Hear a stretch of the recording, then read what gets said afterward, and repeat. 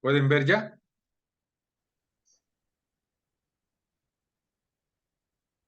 ¿Me escuchan? Sí, doctor. Ya. Entonces yo les decía que teníamos tres criterios para identificar el síndrome fundamental. Y era, el primer lugar, el motivo de consulta. A eso le vamos a dar mucho valor. Y el motivo de consulta de esta paciente guardaba relación con el síndrome fundamental que hemos planteado, que es el de enfermedad renal crónica o de insuficiencia renal crónica. Cuando yo digo, cuando voy a hablar de síndrome, hablo de síndrome de insuficiencia renal crónica. Y cuando voy a hablar de enfermedad, hablo de enfermedad renal crónica. Lo mismo pasa con la insuficiencia renal aguda. Cuando voy a hablar de síndrome de insuficiencia renal aguda, así lo decimos. Pero cuando voy a hablar como enfermedad, decimos lesión renal aguda.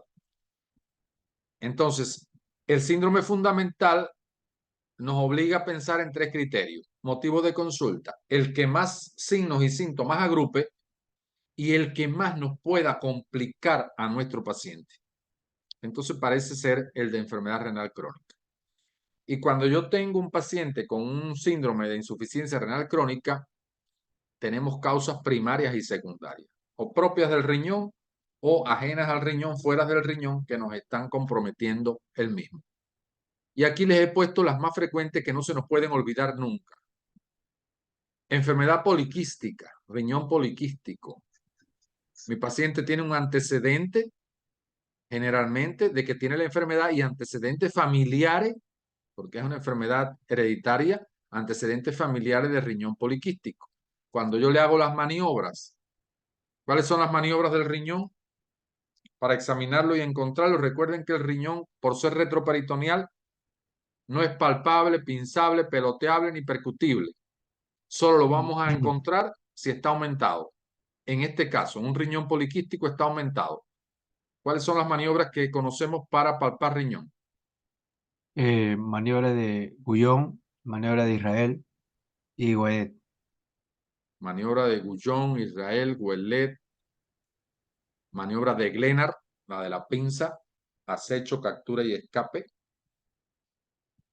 Bien, y no se nos pueden olvidar los puntos pie, los ureterales anteriores y posteriores, sobre todo para el paciente con dolor de origen renal. Entonces, este paciente puede encontrar un riñón aumentado de tamaño y eso no es frecuente.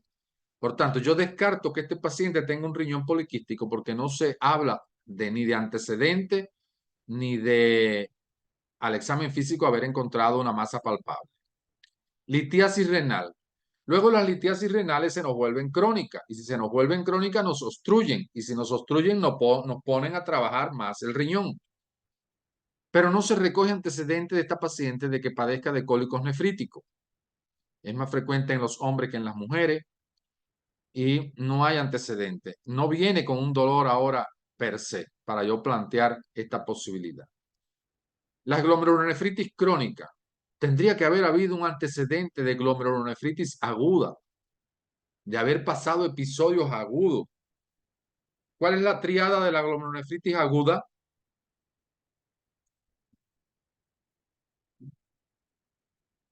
Triada de las nefritis agudas que si se repiten se vuelven crónicas.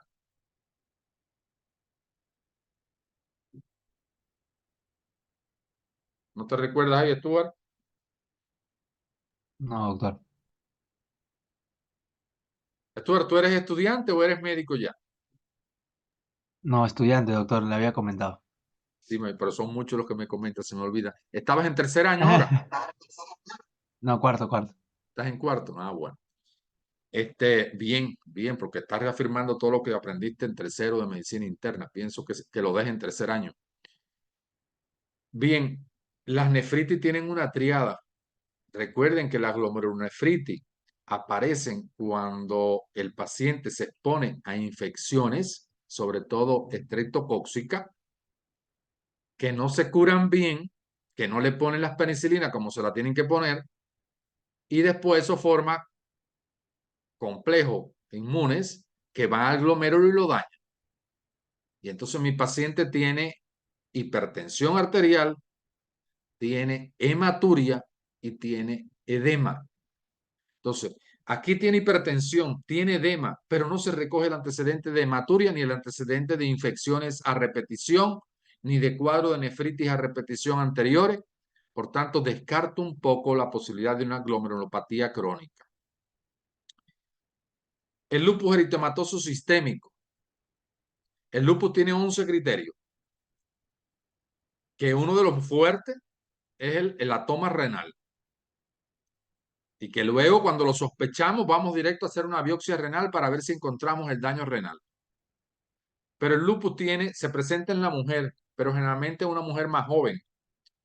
Y se presenta con la carta de presentación, por así decir, es el eritema en alas de mariposa.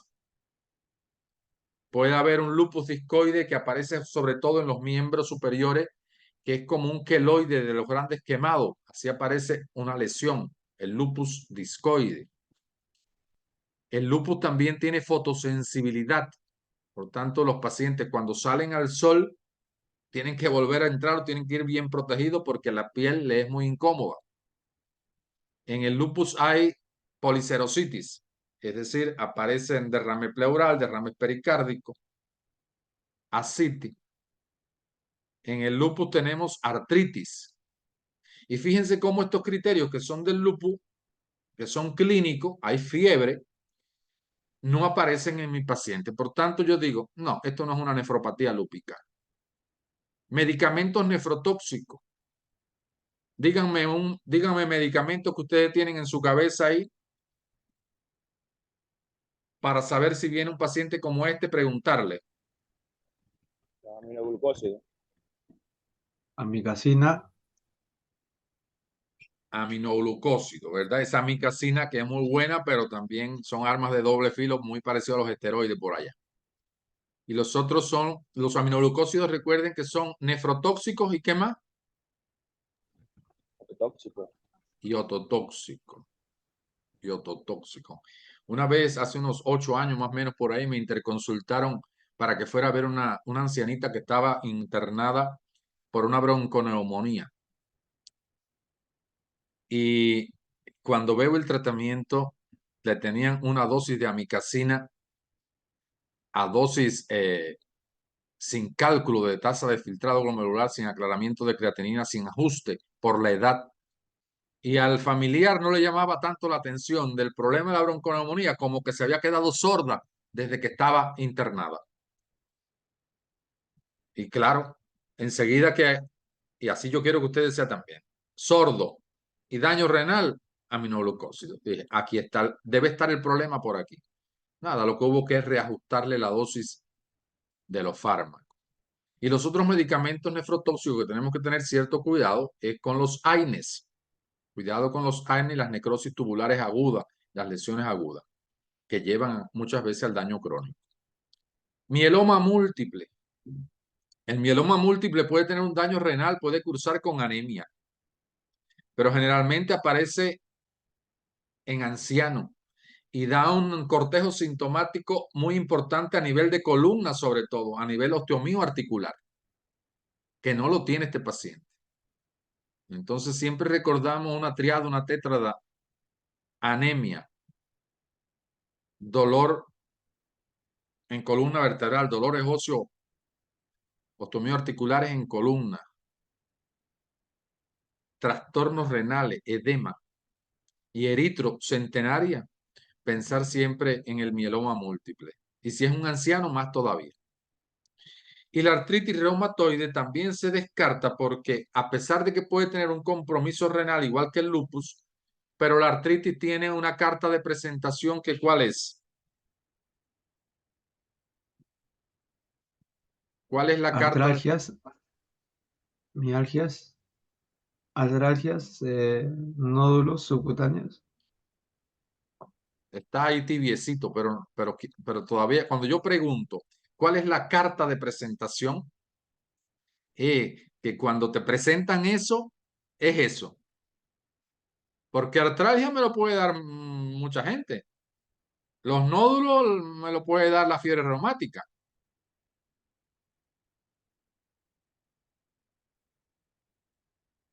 La carta de presentación de la artritis reumatoidea son las manos. Y claro, las manos con la artritis, más que con la artralgia. Entonces, deformidad de las manos, mano en embudo, disminución de la fuerza matinal del apretón de mano por la mañana. Esas son algunas alteraciones. Y claro, la deformidad ósea que produce la artritis reumatoide. Entonces, no afecta a grandes articulaciones generalmente, lo que afecta son las pequeñas articulaciones y sobre todo las manos. Entonces, en una artritis reumatoide, yo voy a mirarle las manos a la paciente. Podrás tener tu daño renal, pero esto no es una artritis reumatoidea. Esto es otra cosa. Entonces, así hemos hecho nuestro diagnóstico diferencial, buscando la etiología del síndrome fundamental para quedarnos con un posible diagnóstico. ¿Cómo plantearían ustedes el diagnóstico de su paciente? Podríamos descartar una insuficiencia cardíaca derecha, que no, se podría presentar con todos estos síntomas que tiene. Pero fíjate, si yo fuera a descartar ese síndrome, insuficiencia cardíaca derecha, es un síndrome, lo hubiese descartado desde el inicio entre síndromes. Hubiera echado a competir el síndrome renal crónico y el de insuficiencia cardíaca, porque les pido, insuficiencia cardíaca no es diagnóstico, es síndrome. Por tanto, no entra dentro del ejercicio que estamos haciendo porque el diagnóstico diferencial es la etiología del síndrome. Por tanto, son diagnósticos. Y cuando yo digo, mi paciente tiene una insuficiencia cardíaca, si lo estoy planteando como un diagnóstico, digo, sí, ¿y qué me estás diciendo? ¿Que es una cardiopatía hipertensiva? ¿Que es un infarto que está complicado? ¿Que es una pericarditis que está complicada? ¿Que es una arritmia que está complicada? Porque todo eso me puede llevar a insuficiencia cardíaca. Y si me dice que es derecha, te digo, pero es un TEP, pero es un EPOP, es un bronquítico, un enfisematoso. Es decir, por eso quiero que eh, entiendan cómo es la forma de pensar nuestra. No quiero imponer nada, no, no, no, en lo absoluto, solo para que eh, lo tengan en cuenta, en consideración. Siempre discutimos el síndrome en base a diagnósticos etiológicos, a la etiología del síndrome. Entonces, si quiero establecer alguna relación, lo hago al inicio y lo comento en la historia, está muy bien. Este paciente pudiera tener un síndrome de insuficiencia renal crónica, pero sin olvidar la insuficiencia cardíaca derecha que se presenta con tal y tal manifestación. A tener en cuenta de quién fue el primero, si el huevo o la gallina, si fue el daño renal que me ha llevado a la insuficiencia renal derecha o la insuficiencia renal derecha que me está comprometiendo el riñón. Entonces, por ahí más o menos, José. ¿De acuerdo? Ok, perfecto, gracias. Entonces, ¿qué diagnóstico creen que tenga nuestro paciente o nuestra paciente?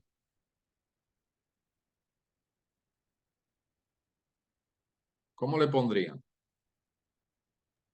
Una nefropatía diabética eh, ah, por diabetes mellitus mal controlada.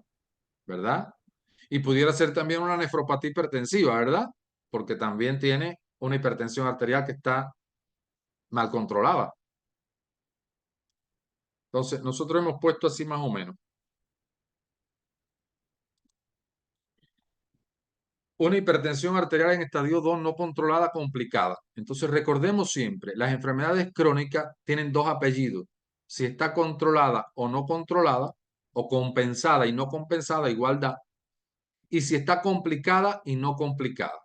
Entonces, a este le ponemos hipertensión en estadio 2 no controlada, complicada. Diabetes mellitus tipo 2 controlada porque no hay manifestaciones de hiperglicemia, por tanto, y como todo lo estamos haciendo clínico porque no utilizamos laboratorio, diabetes mellitus tipo 2 controlada, complicada con neuropatía periférica. Y ya dejamos la otra complicación grandota que es la enfermedad renal crónica y justificamos por tener una anemia crónica multifactorial, pensamos, por la hipocalcemia crónica que habíamos comentado y por la gastritis urémica que habíamos mencionado. Y no podemos olvidar el tema del síndrome metabólico. Es decir, que tenemos ahí, más o menos ahí englobamos de una manera u otra pero serían todos los diagnósticos que debíamos tener en cuenta para indicar los laboratorios. Y eso sería el próximo paso. Vamos a indicar el hemograma, por supuesto, en busca de la anemia esta que queríamos ver. Vamos a ver cómo están los leucocitos porque nos interesa que no haya ninguna infección por ahí solapada. Vamos a ver cómo está la velocidad de sedimentación globular, si está acelerada o no. Cómo está el hematocrito, porque recuerdo siempre que el hematocrito mayor de 45%, síndrome de hiperviscosidad sanguínea. Necesito ver sí o sí las pruebas de función renal porque necesito ver el aclaramiento de creatinina, necesito ver cómo está la urea y cómo está el ácido úrico.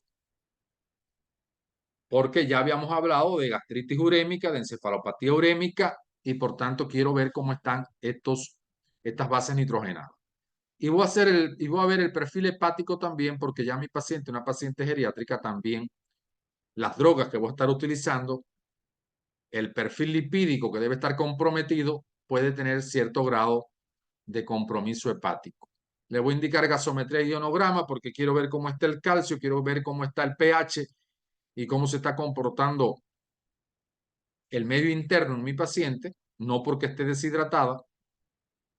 Voy a indicarle glicemia y hemoglobina glicosilada porque yo es una diabética y déjame ver qué tal. Tú me dices que haces la dieta, pero yo quiero ver qué tal está la hemoglobina glicosilada, su perfil lipídico para ya acabar de conformar mi síndrome metabólico.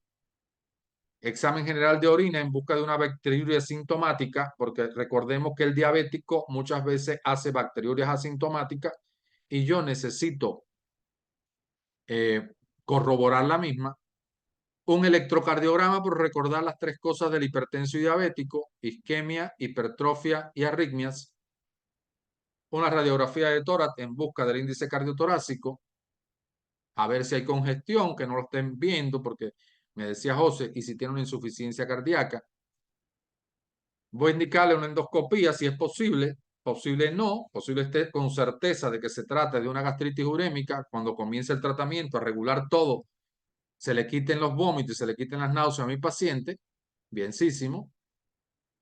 Y no se me puede olvidar el fondo de ojo.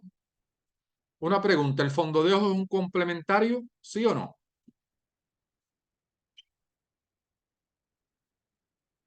Eh, Creo que es esencial ese estudio, porque ahí vamos a determinar qué tanto es el grado de retinopatía hipertensiva o retinopatía diabética. La pregunta, Stuart, ¿es un laboratorio? ¿Sí o no? ¿Es un examen complementario?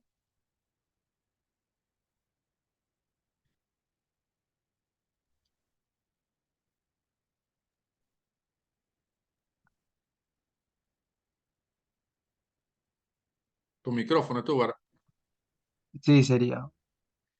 No, y yo te digo que no. ¿Y por qué? José, ¿por qué no es un complementario? Alejandra, Abel.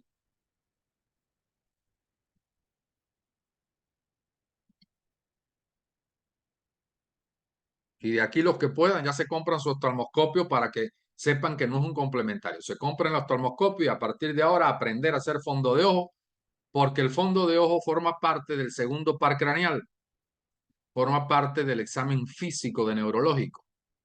No es parte de un laboratorio. Lo que pasa es que los médicos nos hemos acostumbrado mucho más fácil derivar a nuestro paciente al oftalmólogo o al neurólogo a que le hagan fondo de ojo, cuando nosotros en nuestro consultorio debemos de tener ahí el oftalmoscopio y por lo menos para la hipertensión y la diabetes saber hacerlo en busca de las cosas groseras. Yo siempre le digo al estudiante, el detalle va para el oftalmólogo, el neurólogo, eso va para allá. Pero lo grosero, déjame mirar, entrar, déjame ver si hay vasoconstricción y hay arteriosclerosis, que lo voy a ver con el entrecruzamiento arteriovenoso a nivel de la retina. Déjame ver si hay exudado, que viene siendo como el grado 2, unas imágenes algodonosas blanquecinas. Déjame ver si hay unos exudados hemorrágicos ahora, que es el grado, viene siendo como el grado 3. Y formación de aneurisma, de dilataciones. Y ya el grado 4 es cuando hay papiledema, que es mucho más fácil de diagnosticar. Entonces, esas cosas importantes. Entonces, por ahí yo creo, no sé, algún otro laboratorio que le indicarían ustedes, calcio sérico en específico, otra cosa.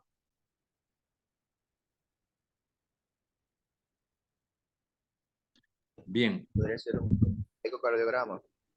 Ah, bueno, claro, yo le puedo hacer un ecocardiograma, una ecografía renal, ecografía abdominal, muy bien, sí, podríamos hacerlo si estamos en un lugar donde nos permite estudiar completo al paciente, mucho mejor, porque quiero queremos ver que realmente no haya nada a nivel cardiovascular o cuán comprometido esté este aparato. Que recuerden que tenían icturia, que es un signo temprano de insuficiencia cardíaca. Esta diapositiva para recordar que no solo la eritropoyetina es el causante de la anemia en el paciente renal crónico, sino también la disponibilidad que tengo de hierro para la eritropoyesis, porque le vamos a estar restringiendo en la dieta las proteínas y entonces no incorporo el hierro. O el aumento de los niveles de hexidina que también comprometen la formación del grupo M. O la vida media de los hematíes porque no incorporo vitamina B12 o ácido fólico. O dificultades con la incorporación del hierro a la protoporfirina para formar el grupo hemo, o una anemia de tipo microangiopática, daño específico a nivel del hematíe. La dieta hipoproteica que le decía, la pérdida de folato, hierro, vitamina B12, cuando estamos ya en un paciente en estadio 4, que lo llevamos a régimen de hemodiálisis. Eso favorece la pérdida de estos elementos y por tanto anemia para el paciente. Los pinchazos frecuentes cuando el paciente está descompensado. Y esta gastritis que no la controlemos ahora, si no la controlamos, viene que se mata la hematemesis, el sangrado digestivo alto. Esto para recordar la clasificación del paciente renal crónico, que ya una vez que nos llega la creatinina, tenemos que hacer el cálculo del aclaramiento de creatinina. Les pregunto, ¿cuál es la fórmula? ¿Cuál es la fórmula para hacer el cálculo del aclaramiento de creatinina? La de Crocroft-Gault, doctor, Esa es la es fórmula. Vamos a recordarla. 140 menos la edad por por el peso entre creatinina sérica por 72 y si es mujer por 0,82. Perfecto. Felicitaciones, Stuart. Muy bien. ¿Verdad? Y eso me va a dar un numerito que tengo que ubicarlo aquí. Un numerito que tengo que ubicar ahí. Entonces, esta paciente en el estadio, ¿en qué estadio ustedes creen que caería esta paciente con toda la clínica que tiene?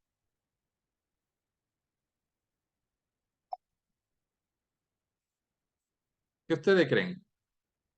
G4. Debe estar en un 3B o en un grupo 4. Y aquí es la importancia del médico general. Hacer esta prueba, hacer el cálculo de aclaramiento de creatinina y ubicar al paciente. ¿Por qué? Porque el grupo 1, fíjense que es normal, no hay problema. El grupo 2 incluso, que es ligeramente disminuido, lo que hacemos es manejar factores de riesgo. El grupo 3A ya me empieza a preocupar, porque este es el hipertenso que no logro controlar. O es el paciente que viene con la anemia y que no sabía de dónde era la causa. Pero el grupo 3B, tengo que mandarle toda la batería de complementario y referirlo al nefrólogo. El grupo 1, 2 y 3A me lo quedo yo como médico general. Pero el grupo cuando entra al 3B va para el nefrólogo de cabeza.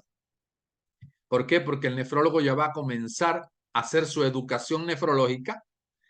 Le va quizás a hacer ya la fístula porque ya al caer en grupo 4 lleva hemodiálisis. Lo va a ir preparando para lo que le viene ya luego, porque ya aquí, recuerden, en la fisiopatología de la enfermedad renal crónica, hay una teoría que se llama teoría de las nefronas intactas. Y es todas aquellas nefronas, hay un grupo que están dañadas y otras que se mantienen activas. Y esas teorías, esas nefronas, disculpen, se hipertrofian para trabajar más de lo normal. Cuando ellas hacen eso, cuando las nefronas están haciendo esa función hipertrofiada e hipertrabajando, mi paciente se mantiene en el grupo 3A. Pero cuando ya esas se cansan también y se comienzan a deteriorar mayor cantidad de nefrona porque el médico no le pone el tratamiento adecuado, porque el paciente no hace lo que tiene que hacer, va para el 3B y del 3B va que se mata para el 4. Y una vez que cae en el 4, ya. 4 es la única posibilidad que tienes hemodiálisis o diálisis peritoneal. Y el grupo 5, el único chance que tiene es trasplante renal. Entonces es importante como médico general estadiar a mi paciente para saber si se queda conmigo, y también lo interconsulto con el nefrólogo o si se va completo para allá. Aquí hay algunos criterios que además de lo que hemos mencionado del daño glomerular con un filtrado por debajo de 60, también hay otros marcadores que si se mantienen por 3 meses también son criterios importantes de enfermedad renal crónica. Están ahí y no se los yo les voy a pasar esta diapositiva. De esta tablita también importantísima la última, y que la vamos a estar viendo en el tratamiento. Son importantes los de susceptibilidad y de inicio, claro, para la prevención primaria y secundaria. Pero una vez que tengo ya a mi paciente con daño renal crónica como esta paciente, yo tengo que trabajar con estos factores de progresión. Son los que me van a evitar que mi paciente se muera antes de tiempo. Los vamos a ver ahora enseguida. Por tanto, después que yo le hice mi complementario, yo lo que hice fue confirmar mis diagnósticos que tenía y no hay ningún cambio en relación con ello. Vamos al tratamiento no farmacológico porque siempre iniciamos con un tratamiento no farmacológico y aquí sobre todo, como ustedes decían, las modificaciones del estilo de vida. Es un paciente hipertenso y diabético, por tanto, dieta es obligado a hablarle. Y si es un renal crónico, es obligado a hablarle. Porque vamos a estar restringiendo proteína, vamos a estar restringiendo la sal, sobre todo. Hay que el control de la glicemia tiene que ser más estricto que nunca y le vamos a seguir con la hemoglobina glicosilada, que recuerden que nos permite el control de 3 meses atrás. Vamos a manejar la neuropatía periférica y recuerden que aquí toda la parte de fisioterapia, toda la parte de ejercicios para mi paciente. No nos olvidemos que hay 3 pilares importantes en la diabetes: dieta, ejercicio y educación. Entonces, por lo menos 30 minutos de caminata diario. Si me dice que no puede ir a un gimnasio, que no puede hacer otra cosa. Mira, al menos entonces, si todavía no tienes pie diabético y no te han amputado un miembro, camina 30 minutos por la cuadra donde tú vives. 30 minutos de lunes a viernes. Son 150 minutos en la semana. Si uno de esos días no pudiste caminar por X o por Y, tienes que recuperar los sábados y domingos de castigo. Entonces, esto es importantísimo para el diabético. El control de la gastritis urémica tiene que ver mucho con la alimentación que hemos estado hablando. Y tiene que ver mucho, por supuesto, con el control de la enfermedad. La educación que yo les decía y el apoyo psicológico que tenemos que darle a nuestro paciente, puesto que está enfrentando ahora, además de su hipertensión y su diabetes, está enfrentando una enfermedad que posiblemente por la clínica que tiene estaría ya en un grupo 3B o grupo 4. El cuidado de los pies, que no se nos puede olvidar nunca, secarse bien los pies, el cortado de las uñas, que tiene que ser así horizontal, nunca meter la tijerita para las esquinas, andar siempre con sandalias bien ventiladas. Si es muy obeso, le pongo un espejo frente a su cama para que cuando se levante se mire la planta de los pies y vea que todo está en orden. Y recuerden, asistir al odontólogo hay que indicarle 2 veces en el año, tiene que asistir al odontólogo. Y vamos al tratamiento en particular, y es aquí donde yo quiero detenerme y quiero que ustedes, esta diapositiva, si no se la pueden aprender de memoria, que sí creo que se la pueden aprender, porque nosotros no nos las aprendimos y ustedes no son menos, pero si es muy difícil tenerla ahí para tratar bien al renal crónico. El renal crónico tiene 2 tratamientos, el nefroprotector y el cardioprotector. El nefroprotector vamos a utilizar IECA y ARA2. Y qué bien, porque estos le sirven, son bienísimos para el hipertenso diabético. Entonces puede ser que yo protegiéndole la nefrona a mi paciente también esté ayudando la hipertensión y la diabetes. Pero ¿cuál es el objetivo que yo quiero al año cuando yo evalúo la terapéutica de mi paciente? El objetivo que yo quiero es que la proteinuria esté por debajo de 0,5 gramos día.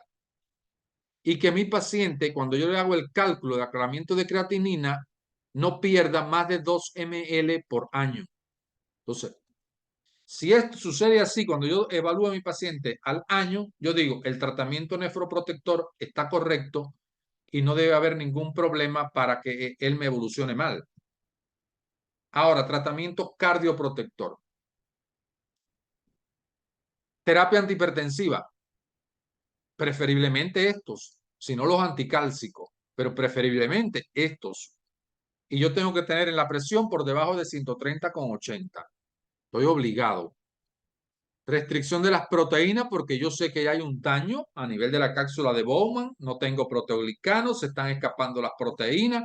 Hay un síndrome nefrótico de por medio. Por tanto, restringo proteínas. Restricción de la sal, porque yo sé que hay un eje renina-angiotensina-aldosterona que está muy activo y angiotensina 2 diciéndole a la aldosterona, oye, retiene sal, y haciéndole daño al corazón. Que si bien es un mecanismo de control bueno inicial en determinados momentos, en este paciente se convierte en un mecanismo malo. El control glicémico y necesito una hemoglobina glicosilada por debajo de 7%. El metabolismo de calcio y fósforo, necesito que el calcio y el fósforo estén en concentraciones normales, que no haya ni hiperfosfatemia ni haya hipocalcemia. Terapia antilipídica, estatina en caso de que el perfil lipídico esté comprometido. Antiagregantes plaquetarios, como les decía, en el tipo 2, de por vida se lleva su aspirina si la puede tomar. Si no la puede tomar, le ponemos el clopidogrel. Considerar corrección de la hemoglobina, la anemia. Hemoglobina entre 11 y 12. Ni anemia, ni por debajo de 11, porque no voy a tener hemoglobina para transportar oxígeno, ni por encima de 12, porque la hiperviscosidad es un problema para el renal crónico. Dejar de fumar, cero alcohol y controlar el peso de mi paciente. Si nosotros le hacemos esto al paciente diabético, estoy totalmente seguro, diabético, hipertenso con complicación renal, disculpe, con complicación renal, estoy completamente seguro que su calidad de vida va a mejorar y su expectativa y su esperanza de vida también van a extenderse. Entonces, muchachos, esto es lo que quería compartir con ustedes. ¿Algún comentario de últimos minutos? Que ya me avisaron por aquí, Zoom me avisó que ya estábamos en tiempo.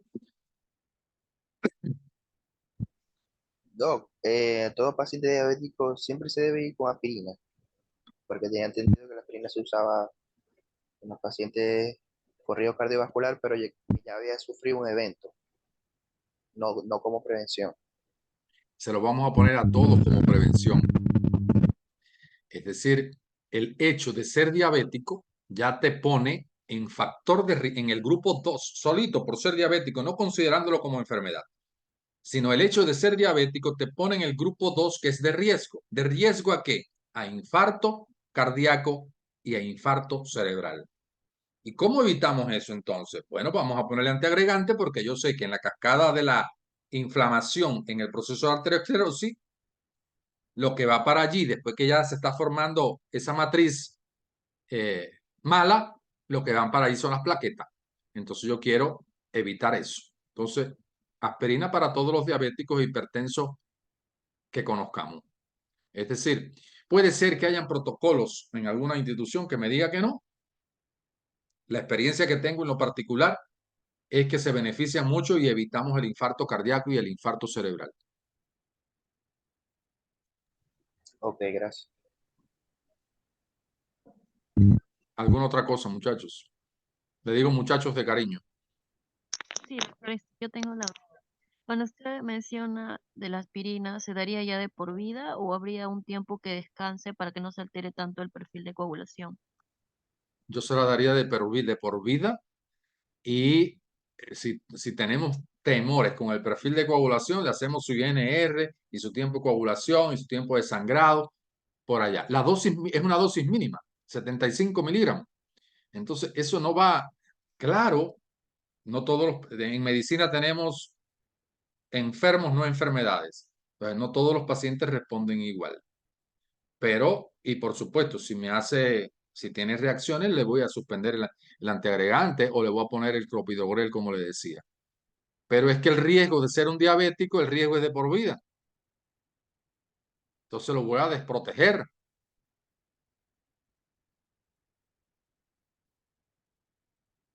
¿De acuerdo?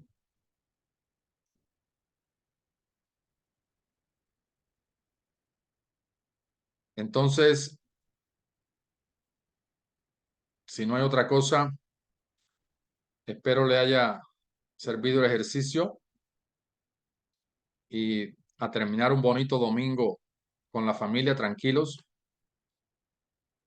Un fuerte abrazo y nos vemos la próxima semana. Chao.